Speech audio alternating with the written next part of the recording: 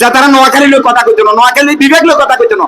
ঘরের ভিতরে চুপ মারি বসে রয়েছেন, চিনিয়ে লাইছি কিন্তু চিনিয়ে লাইছি আমরা। শুনেন, মানুষ কিন্তু আগের মতন পাগল নাই, মানুষ কিন্তু সচেতন হয়ে গেছে। আপনারা নোয়াখালী লোক কথা কইতেন না, নোয়াখালী তো ইলেকশন করে দাম করে যায়, আমেরিকাতে বাই করবেন, ঢাকাতে বাই করবেন, নোয়াখালী বাসী আজীবন। আগে বোকা আসিল, বড্ডা বড্ডা নেতা কর্মী আসিল, আমরা দেখছি কিচ্ছু করে নয় নোয়াখালী লেগে।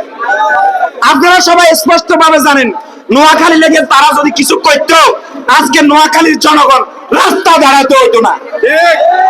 নোয়াখালীর জন্য কাজ করবেন, নোয়াখালী মানুষের কথা বলবেন, নোয়াখালী জনগণের কথা বলবেন। যদি না বলেন, ওই সাবেকরা যেভাবে গেছে আপনারাও কিন্তু এই হতে চাইতে। একটা টাকা পাবেন না, কিন্তু 17 কি দেখে ভোট দিবেন। সেটা আওয়ামী লীগের হোক, সেটা বিএনপির হোক, সেটা জামাত ইসলামের হোক, সেটা জাতীয় পার্টির হোক, যে দলের হোক, যোগ্য প্রার্থী দেখে ভোট দিবেন সবাই। যা তারা নোয়াখালী লোক কথা কইতো না, নোয়াখালী বিবেক লোক কথা কইতো না, খাতা করে ভোট দিয়ে কোনো লাভ আছে নি ভাই?